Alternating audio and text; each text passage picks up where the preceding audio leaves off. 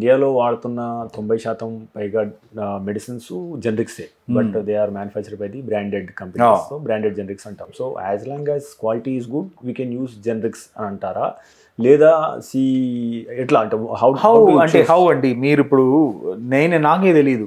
నేనే as a డాక్టర్గా నేను ఒక షాప్కి వెళ్ళి జెనరిక్ డ్రగ్ అంటే వాడు ఎక్కడ తయారు చేశాడు, what conditions it is manufacture, what was the licensing, what is the molecule efficacy, who is authority to standardise?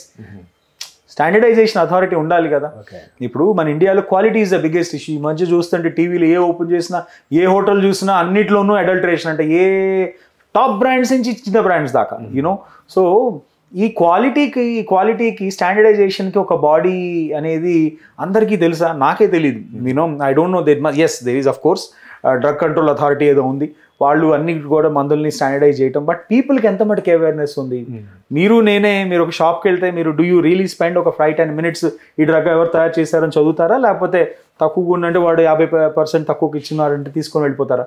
Since it's a price driven market, most of us will tend to buy the lower cost medicines.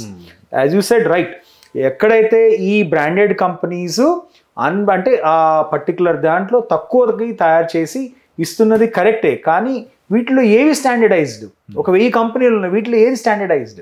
ఇప్పుడు మీరున్నారు, మీ కంపెనీనే ఉంది, మీరు ఒక కంపెనీని తీసుకొని మీరు దానిపైన particular research చేసి ఆ మందులు మాత్రమే మీరు మీ మటుకు okay. What about the rest of the pharmacies? So ఈ స్టాండర్డైజేషన్ అందరూ కలిసి చేస్తే బాగుంటుంది అనేది నా ఒపీనియన్. మీరు తీసుకునే అదే మందులు, అదే నాణ్యమైన మందులు, కానీ సగం ధరకే. అవును, మెడ్ ప్లస్ బ్రాండ్స్ పై 50 to 80% తగ్గింపు.